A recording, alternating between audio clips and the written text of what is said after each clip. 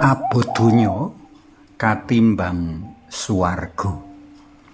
Panglimbang 5 menit dina Jemuah Wage tanggal 6 Februari tahun 2026. Kapethik saka Injil Markus bab 6 ayat 14 tekan ayat 29. Tembung donya dadi gegambarane apa wae mligine kanikmataning urip kang amung sawetara wae lawasi. Kanikmatan mau asring kawakili dening tembung derajat, pangkat, semat lan keramat. Derajat tegese kalungguhan utawa jabatan sosial. Pangkat tegese kalungguhan formal. Semat mujudake cumawise brana kang blegedhu turah-turah. Dene keramat tegese kawibawan. Sawetara iku swarga nggambarake kahanan urip mulya langgeng bareng karo Sang Maha Tresna. Asring manungsa nglalekake utawa luwih treping ngebotake donya tinimbang swarga. Piwulang agama satemene saguh mbumboni kang sipate kadonyan mau kanthi nengenake swarga. Nanging akeh manungsa kang suthik kelangan kanikmatan kang wis karegem kanggo nggayuh kamulyan langgeng. Akeh manungsa nyingkur swarga kanggo mburu donya. Raja Herodes kang dadi salah siji punjer trita ing waosan dina iki mujudake salah siji conto saka manungsa-manungsa kang ngeboti donya tinimbang swarga. Kaya kang padha kita mangerteni, Herodes mono mujudake raja panguwasa laladan Galilea. Marga darbe kuwasa, dheweke bisa tumindak apa wae kalebu ngrebut bojone Filipus sedulure lanang. Uripe uga mubra-mubru keceh bondo kinupeng suka.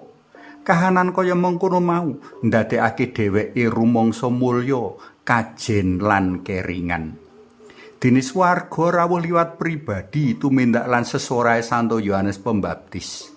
Atas asma swarga panjenengane nguwuhake laku pamartobat.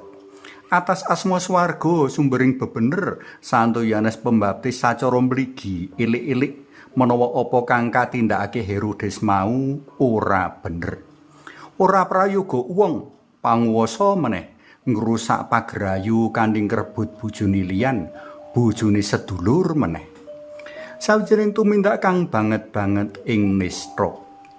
Satemene atine Herodes kok bermbliyut rikala kacelathu dening Santo Yohanes Pembaptis ngenani tumindake kang ora ndalan mau. Nanging jirete kanikmatan kadonyan kang wis mbalung sungsum ndadekake dheweke kangelan njupuk keputusan. Lan pranyata pandheske kahanan nggawa dheweke menyang keputusan kang banget gawe miris, nggegegi donya tinimbang swarga kanthi ngurbanake lan mbungkem bebener. Dheweke ora ngurangi dosa ananging malah nambahi dosa. Dheweke nglirwakake bebener mligine Santo Yohanes Pembaptis kang martakake bebener mau kanthi minangkani panyuwune anake wadon awit sumpahi. Si anak wadon njaluk mustakane Santo Yohanes ing sawijining lengser. Tegese si anak wadon njaluk puntese bebener awit kang nggawa bebener kagawe tiwas.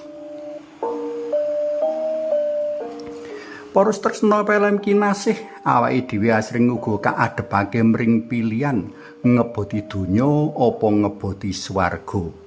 Ngeboti urip kepenak nanging ngurbanake liyan apa ngeboti urip pas-pasan nanging gawe slamete liyan. Asring uga awake dhewe milih kepenak dene sing ora kepenak kawenehake liyan. Milih golek slamet tinimbang kena ruwet awit gawe wong liya slamet. Murid dalam Gusti kudu wani lumawan arus, wani berkurban kanggo kamulyan lan kabecikaning liyan. Ora kaya kang katindakake Herodes. Suawi sami munjuk, kunjung asma dalam yang Romo so yang putra tuwin yang Roh Suci. Amin. Gusti Yesus kawula munjuk sembah nuwun awit penget kangge ngeboti bebener ingkang ateges ngeboti swarga.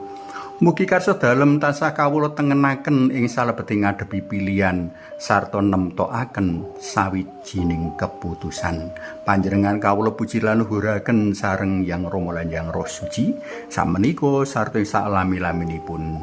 Amin. Kunjung asma dalem Yang Rama so Yang Putra duwin Yang Roh Suci. Amin.